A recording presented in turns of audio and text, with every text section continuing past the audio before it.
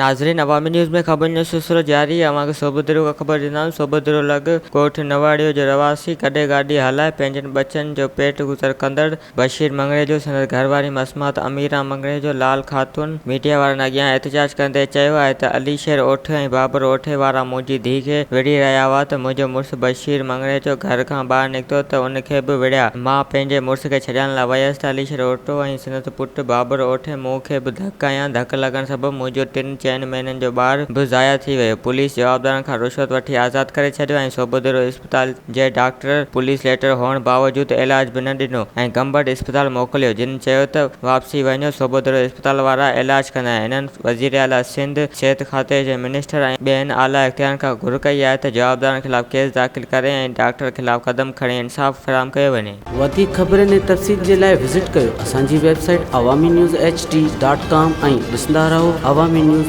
HD।